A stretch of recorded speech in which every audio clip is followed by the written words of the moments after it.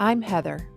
After many wasted years trying outdated approaches to my daughter's addiction that felt wrong to me, harmed our relationship, and didn't help my daughter, I finally found an effective, evidence-based approach that repaired my relationship with her, helped me create my own peace of mind, and made me an ally in my daughter's recovery.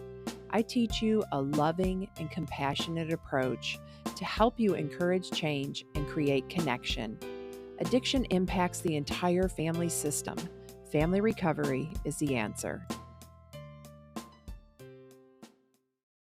Today's topic is harm reduction. And I've wanted to talk about harm reduction for a while because it's my dog.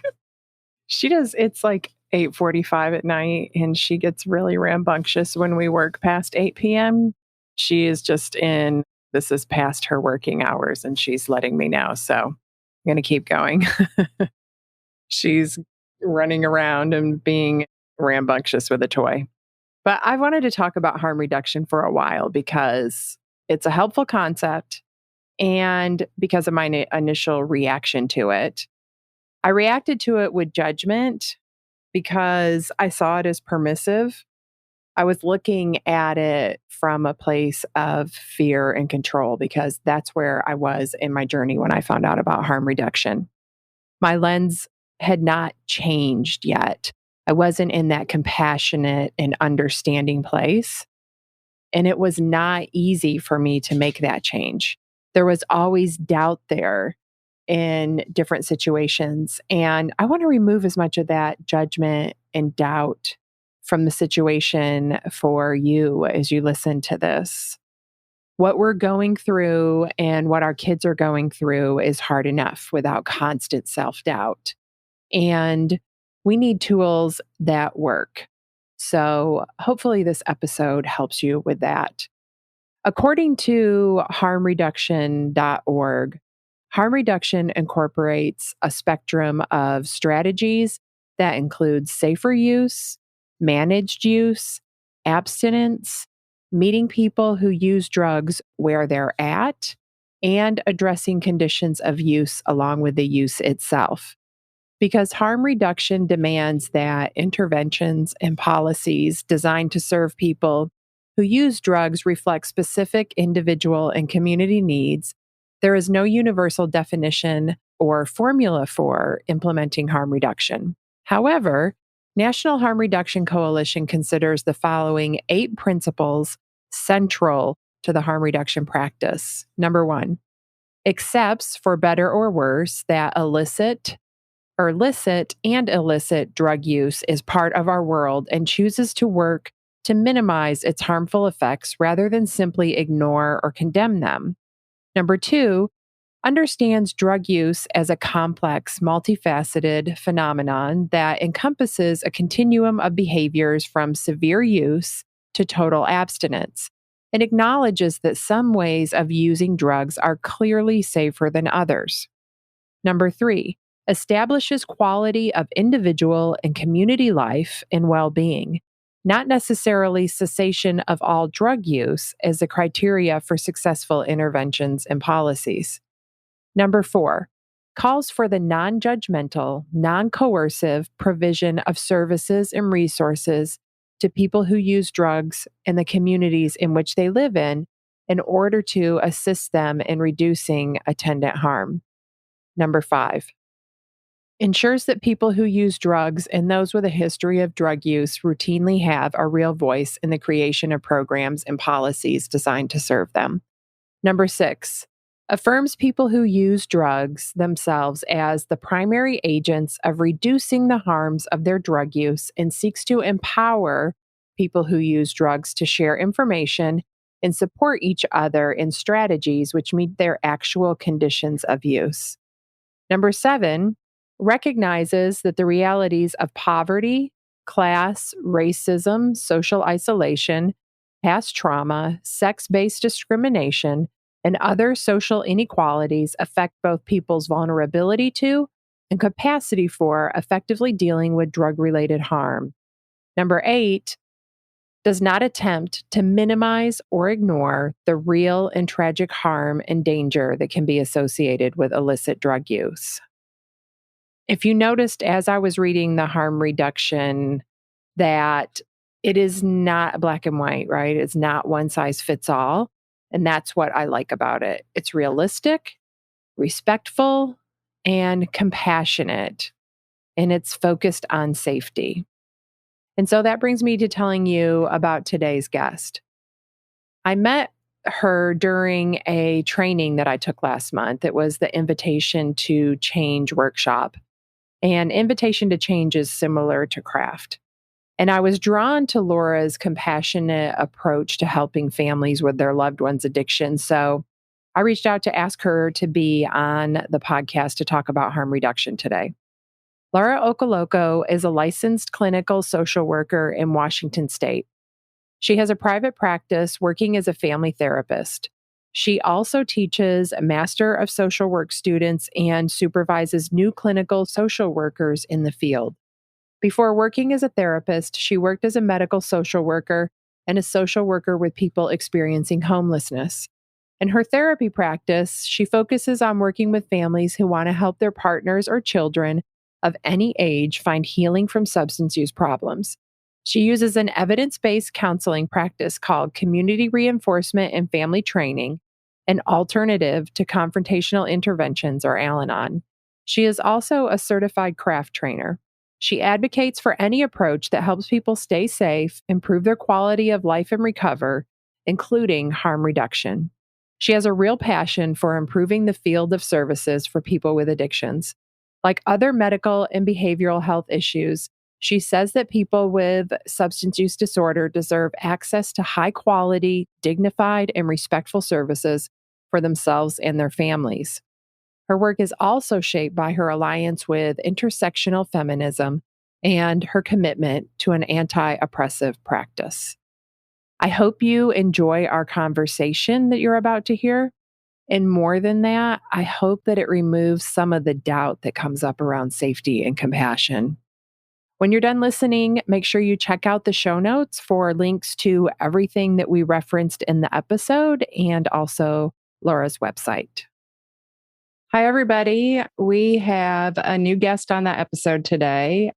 Lara Okoloko agreed to come on and talk about harm reduction, which is something that's been on my podcast wish list for a while, probably because my initial response to harm reduction when I heard about it was I didn't really understand it and it was a little bit negative. And so I think the better understanding that we have something like harm reduction, the easier it is for us to implement new processes like that with our kids. So it helped me a lot with understanding my daughter and not expecting perfection and not causing more painful feelings between us than we were already experiencing. So Laura, thank you so much for spending this time talking with us today. Yeah, I'm glad to be talking with you. So the first thing I want to talk about is how you explain harm reduction to a family member when you introduce that concept to them. I was thinking about that in preparation for talking to you about it and realized I don't really do a formal introduction of harm reduction the way that I would to a student or to a new therapist that I'm supervising or on a podcast like this.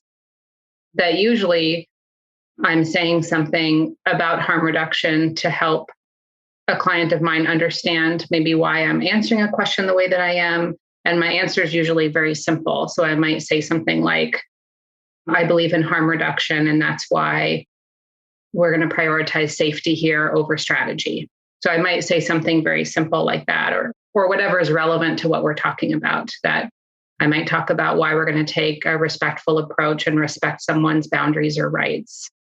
So it's usually a pretty short explanation that really doesn't get at like some academic answer about the depths of the philosophy of harm reduction, which is probably what we might talk about a little bit more.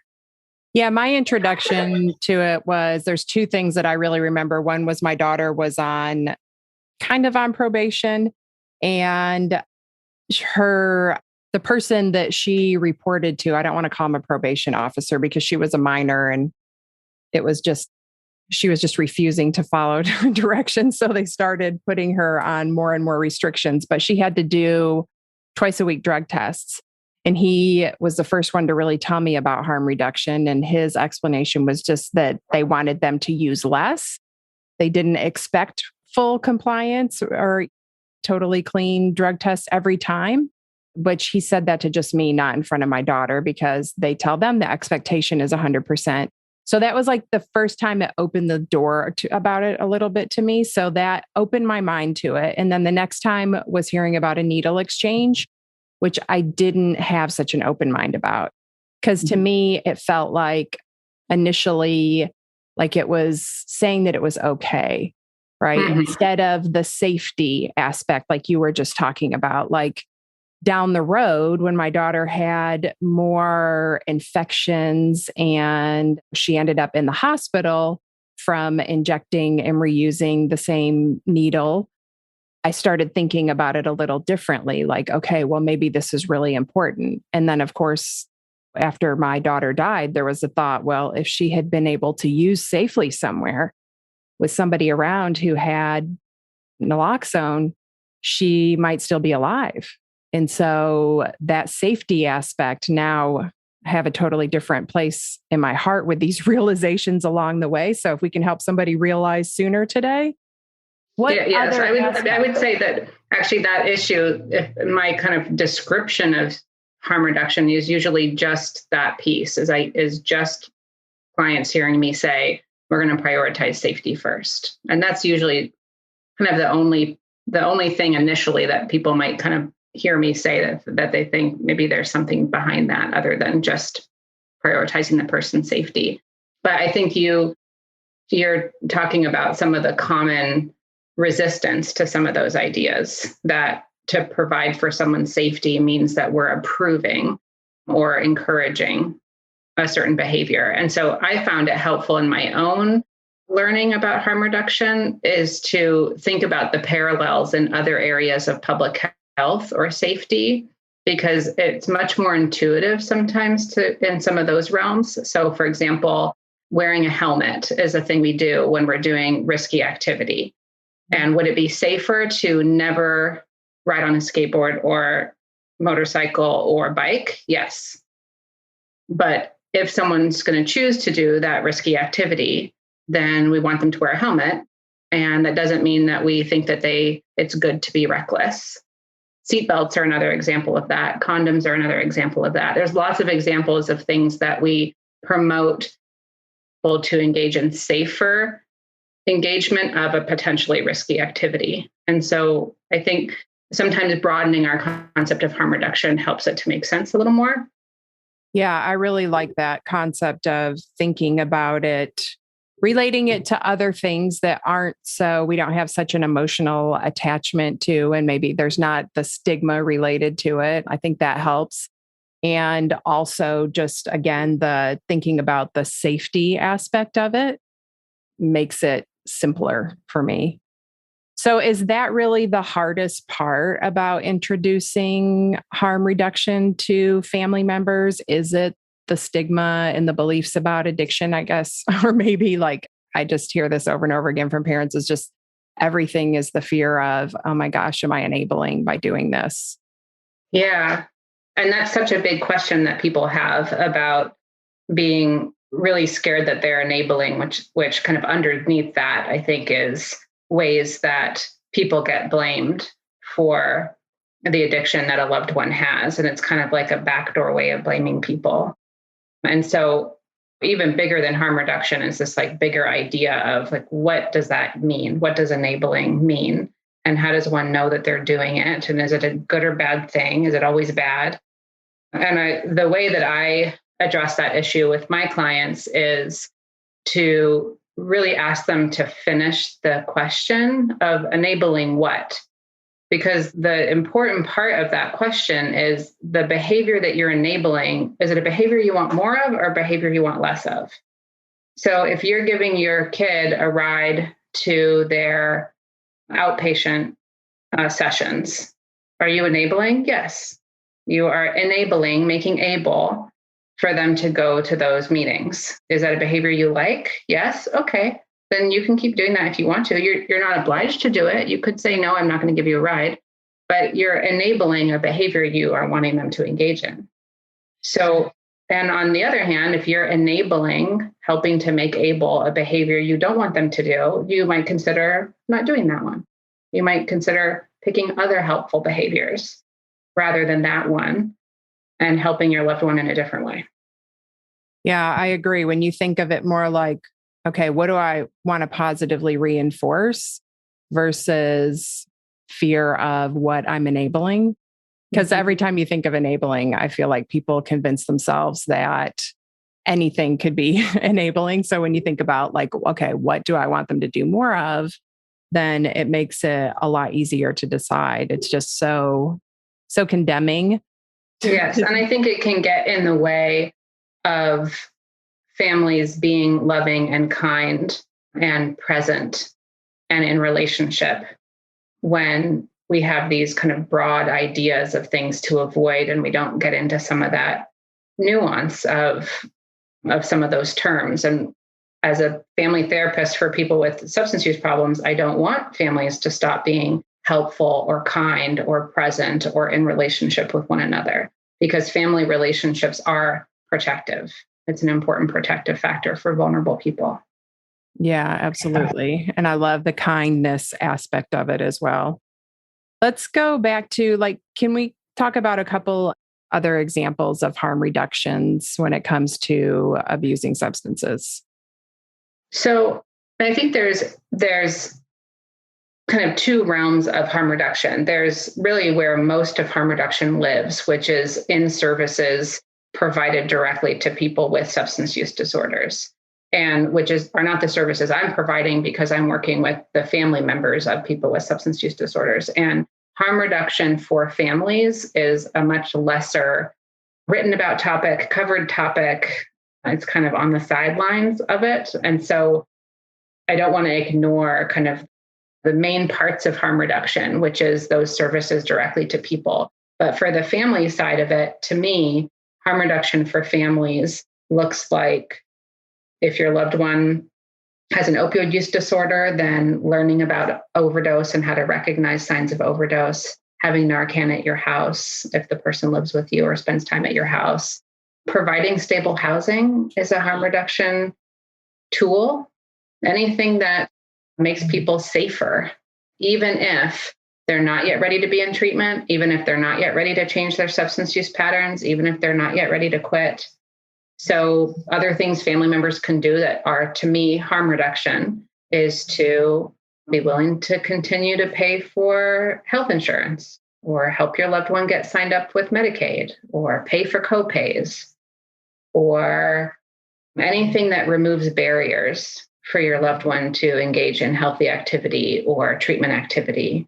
Those are some of the examples of things that are harm reduction activities, because they're saying the message is, you may not be ready for what I wish you were ready for, but I'm wanting to connect with you. I want to be helpful to you. I want to be kind to you. I want to help you to take steps towards your own safety and well-being, even if it doesn't include abstinence from substances right now. Yeah, I really like you said removing barriers. I think that that's a really great way to look at it, because a lot of times we hear the tough love kind of approach, like if they want it, they'll figure it out. And me going through my own health issues last year, I had breast cancer. I needed family support, Yes. And I can't even imagine anything else somebody saying to me, well, Heather, if you wanted it, you'd figure it out. Like I needed help navigating the health system just with that. And I had a clear mind. And so, yes, and that's a much less predatory healthcare system than what people with mental illness and substance use disorders are trying to navigate. So I love that normalization that you're providing, which is you needed help, you needed support. And there's a lot of drawing those parallels are really helpful to understand the approach for harm reduction, that no one would say that you don't really want it or or something negative about you if you wanted a loved one in one of those meetings to help you take notes because you're going to forget what was said. Or no one's going to think something negative about you if you want to get a second opinion. So there are things in healthcare that are totally okay for almost everybody. But when a person with a substance use disorder does it, we have a negative spin on it. We don't allow for the same type of help or support or encouragement in healthcare navigation. So that's another thing that families can do that I really encourage most of my families that work with me is to be willing to be a healthcare advocate for their loved one. That is a great role for families to increase the protective nature of their family relationship. Yeah. And I was just thinking about how I could have easily been judged as saying like treatment resistant. I wanted to do things my way. I went to see multiple people. I didn't want to do exactly what my doctors were telling me to do. It was my quality of life that mattered to me. So if we can look at it from that perspective, like you said, like any other situation where we're navigating the healthcare system and how it's different for each person. Yes. Well, and you just raised two issues that are relevant in harm reduction. And one of them is your right to self-determine as the patient. And self-determination is one, I think it's an important part of harm reduction, the philosophy of harm reduction, which is respecting the self-determination of the client. And as a social worker, that's part of my code of ethics. So that's important to me as well. And then you also talked about quality of life, and that's also an important harm reduction concept as well, which is we can support people in increasing quality of life, even if they're not ready for total abstinence. Yeah, absolutely. I can see that. Like on the path with my daughter, before she was willing to become totally abstinent, she had to try. One point, she wanted to try just smoking pot, which was a huge harm reduction from injecting heroin.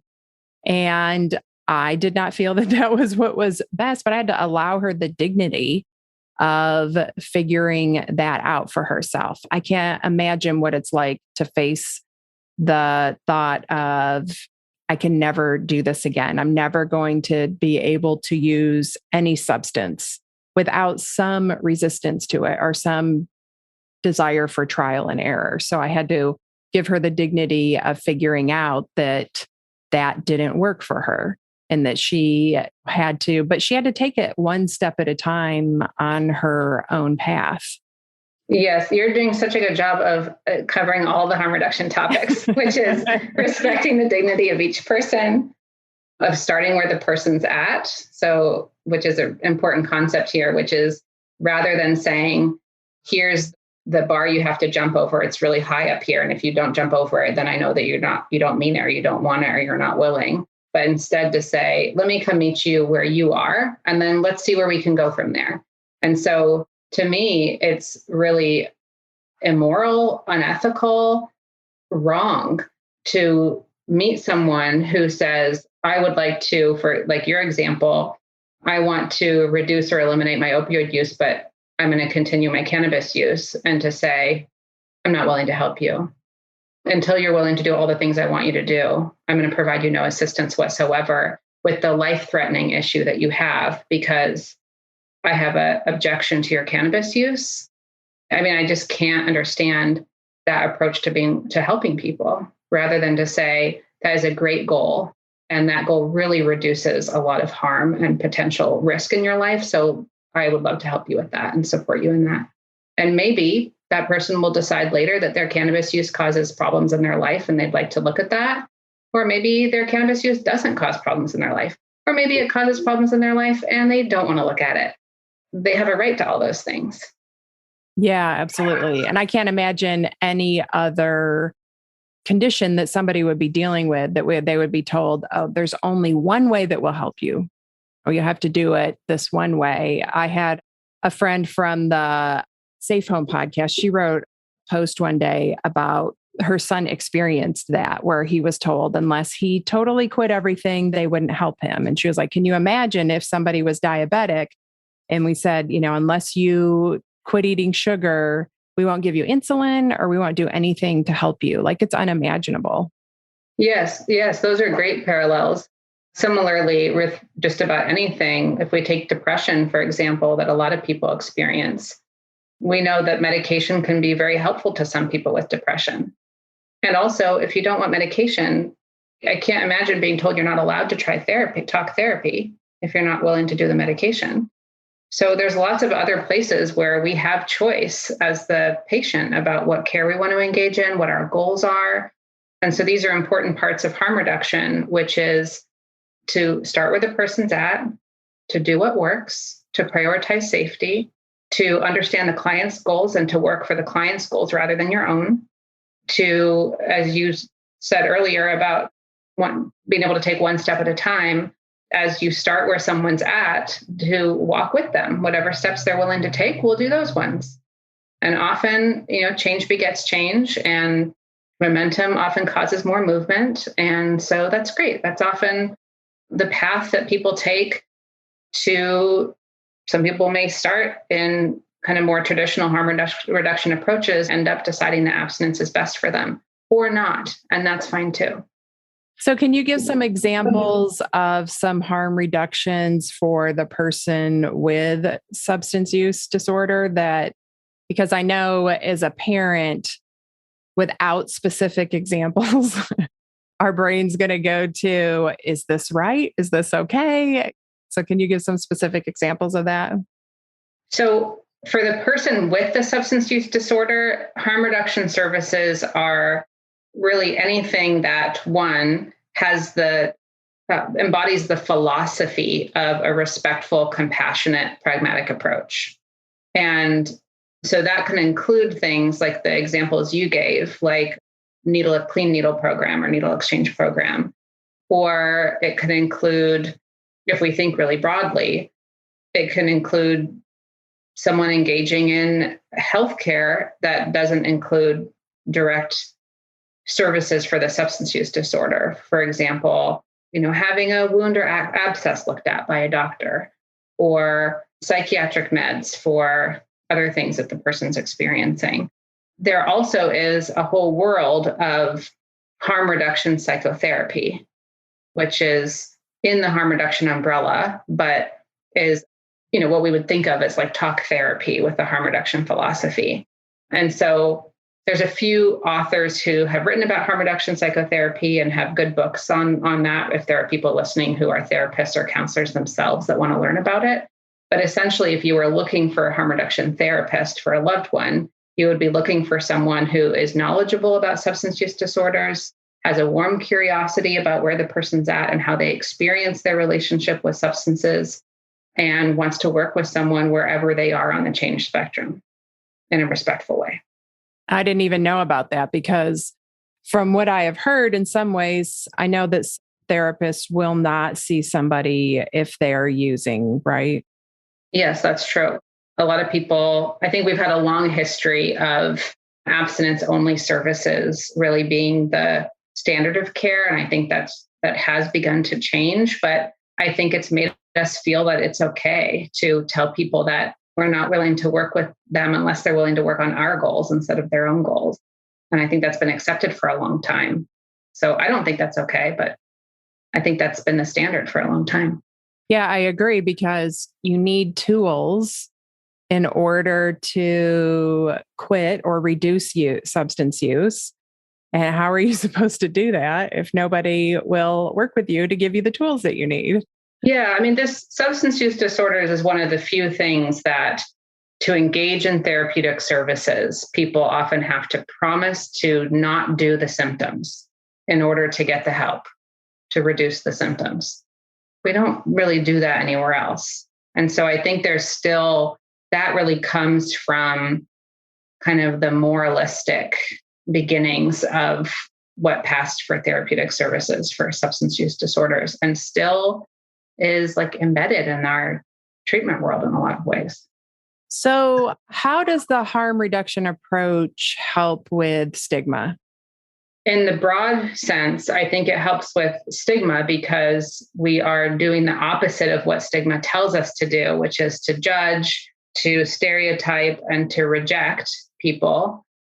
and instead says, we're going to be curious about people, we're going to be non-judgmental, we're going to respect people, which is not only about treating people respectfully, but about respecting their civil rights and their human rights, about not being coercive, about not trying to control people, to be respectful of people's boundaries.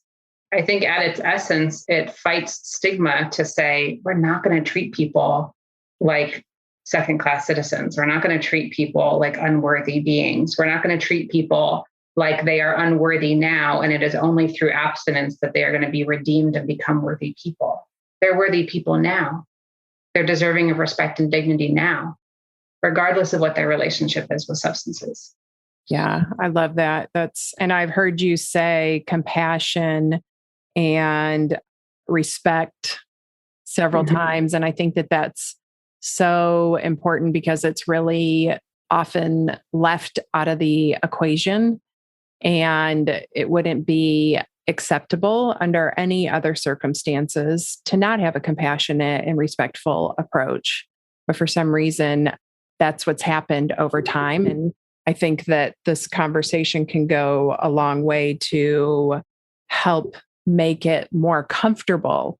That's the hard part for me when I look back and I think how uncomfortable it was for me for so long. And even after years of doing the work that I've done, the things that I was still in the end when my daughter relapsed for the last time, I was still struggling with fears of enabling and what's the right thing to do and the fear of doing too much. Right. And I mean, with hindsight, I wish I had done more, but there's still like, it's to me, the hardest thing that family members or any other loved ones have to fight is that fear of like, that it's wrong to be respectful and compassionate, that you're harming them, the person that you love, more than helping them if you show up that way.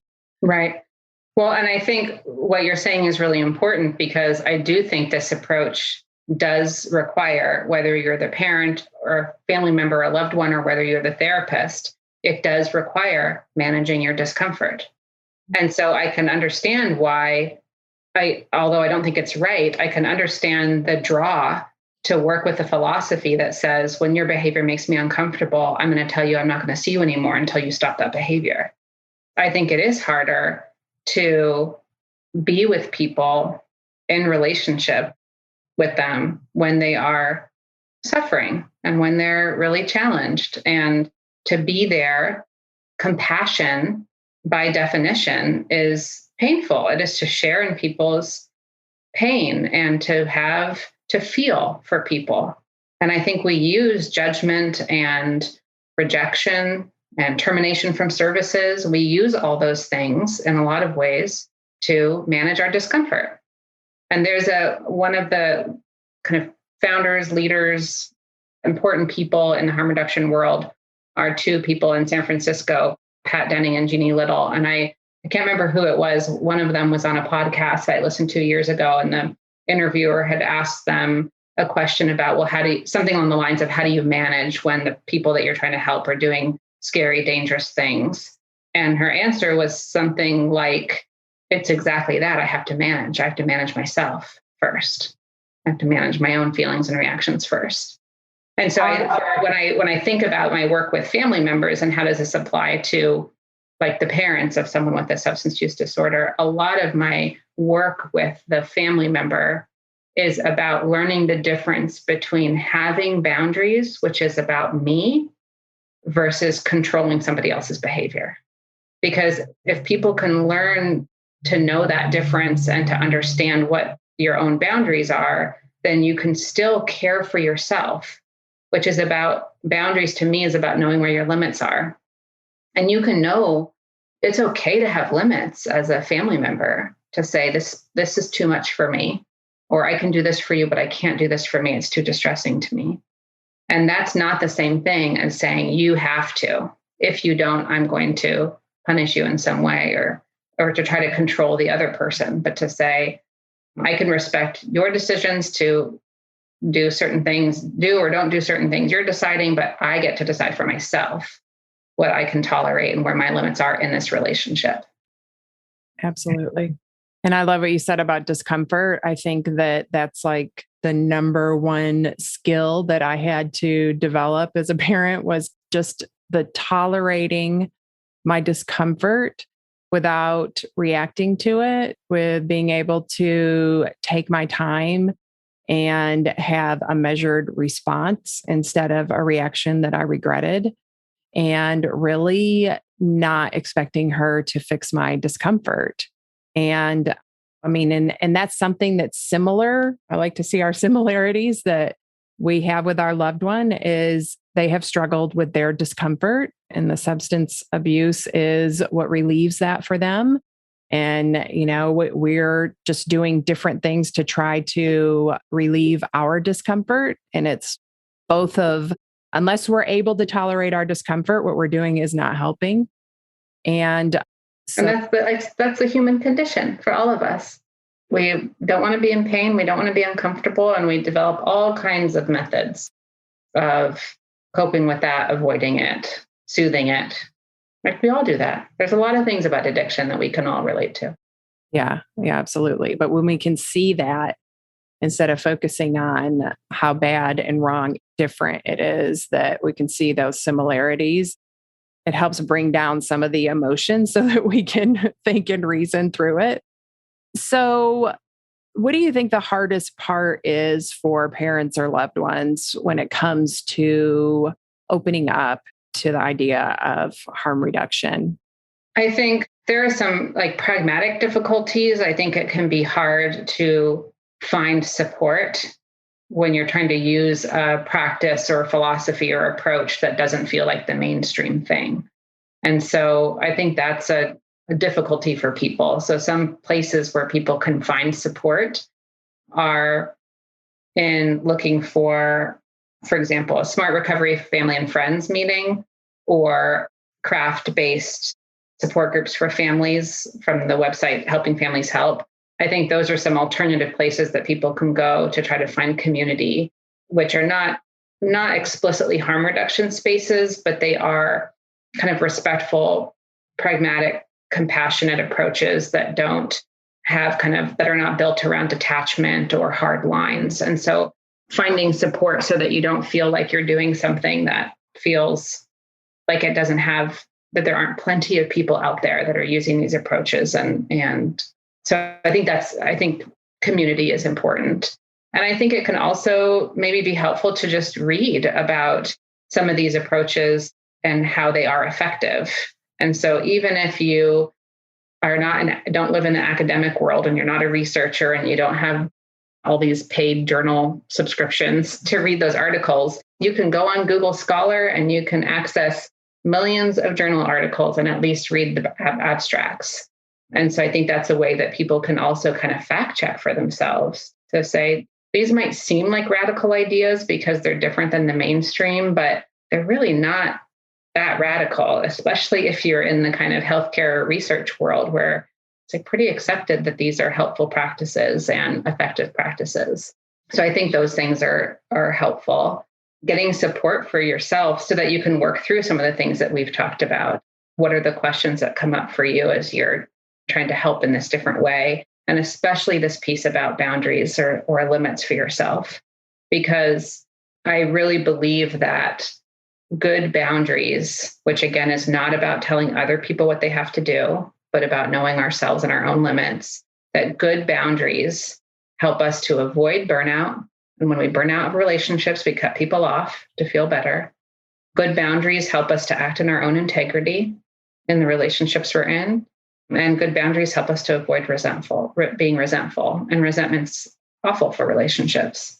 So that feels like a really important part if you're going to stay present in relationship in one way or another with someone who might be suffering, might have a lot of chaos in their life, might have a lot of their own pain. It's hard to be around other people's pain. Yeah. And there's even stigma and misunderstanding about boundaries. They're so often misused. And like you said, they're used to control or punish. Yes. And so then people are trying to do it and they've got these thoughts about that it's mean or wrong, or when it's so hard for me, boundaries are love. And they really helped create a more loving relationship with my daughter. It was like the beginning of healing for us. But there's just so misunderstood. It's hard sometimes to come up with good boundaries. But I really like the way you explained it. And what I would say to that idea of coming up with good boundaries is to even set that idea aside, and instead to think, how do I look inward to discover the boundaries? Mm-hmm. I don't have to think them up, which I think is often how people, especially because of what you're saying about people kind of misunderstand or misuse boundaries, is if somebody else is telling you where your boundary should be, it's not your boundary. But that's a process of feeling out kind of within yourself, either, and people can't see this video, but if they did, they would see my hands like hovering around my chest of like this feeling out process of how do I know when I've reached a limit? What does that feel like in my body? What thoughts or emotions come up for me? How do I know? So I first have to figure that out so that when I'm approaching a limit for myself, a boundary, that I can say, okay, I recognize this. This feeling I'm having is a sign for me that I have a limit here and I'm feeling pushed past my limit. So that's a discovery process. Yeah, I love that it's a discovery process. And really just the things that we feel resentful about is a good place to start. Like, what are we doing that we don't want to do, but we're afraid to say no? Yes. Resentment is a great place. If you feel resentment, you are past your limit. You have cruised past a boundary and you're out there. And this is what resentment does, is it distracts us from finding our own limits because we're focused on what's wrong with the other person. And so we're focused outward, and we really need to move our view kind of inward to say, okay, clearly I've passed a limit here. So let me back up and let me find where that limit is. Is this thing that I'm doing actually something I'm willing to do? If it wasn't, then where did I need to say no instead of saying yes? And that's for me, not about the other person. Yeah, the problem isn't that they asked you to do that. The problem is that you didn't want to, and you said yes. Yeah, and it's certainly annoying when people ask us over and over again, and we've said no lots of times. That's annoying. But ultimately, it's our responsibility to decide, when I say yes, I say yes willingly. And when I say no because I have a limit. I'm not willing to do it. And that ultimately, I have to be responsible for those things for myself, which is hard, but is empowering, because the power is with me to decide where are my yeses and where are my nos. There's a great therapist in Oregon, Cordelia Krause, and she talks about, let me get all the W's right, want, willing, won't. And I think that's a nice kind of frame for thinking about boundaries, about my willingness. I want to do something, I'm willing to do something, I won't do something. And so all these things are kind of this reorientation around boundaries to look inward and to feel something out for yourself rather than someone telling you where they should be or looking at what the other person needs to do. They need to stop asking me instead of I need to feel stronger about when I say no and when I say yes. So that's a lot of that is a lot of the sessions that I have with families are on issues around boundaries. Yeah, it's so important. So is there anything that we haven't covered about harm reduction that's important for families to know? I would say, I don't know if this is really like central to the tenet of harm reduction, but an idea that I think is really helpful is ideas of radical acceptance. And I think this helps families answer some of these questions around, they may not approve of things, but what does it mean just to accept that what is today is just what's today? And actually also, Pat Denning and Jeannie Little have an article, I think it was maybe 10 years ago, about harm reduction for families. And there's very few of these articles. So I will send it to you so that you have it as well. And one of the things that they write about is not hoping, which is not the same as being hopeless. And so, which is really in line with this idea of radical acceptance, which is we're really prone as people to kind of be on these roller coasters of like hope and despair. And so to me, not hoping is about kind of just getting off the roller coaster. That if I have a good day today with my loved one, or I see them and I look at them and I think, oh, they look good. Then that's great. They look good right now. And I felt connected to them right now. And I had a good day with them right now. Will tomorrow be good? Who knows? Maybe tomorrow will be good. Maybe tomorrow won't be good. I don't know. But if I can get off that idea of something good happens and I ride up the hope roller coaster, and then something bad happens and I feel despair and I plunge to the other side of like, it's never going to be good. They're never going to get well. This is always going to be bad. And so to try to get off that roller coaster and really kind of get your feet back on the ground, and what's in front of me is what's in front of me. Today is what it is. I can just accept things as they are. My acceptance is not approval. My acceptance doesn't mean that I'm saying this is what I want. It's just saying it is what it is. And I think that's another idea or practice that can be grounding for people, because that roller coaster is exhausting. Yeah. For me, it was just like being in the moment with my daughter.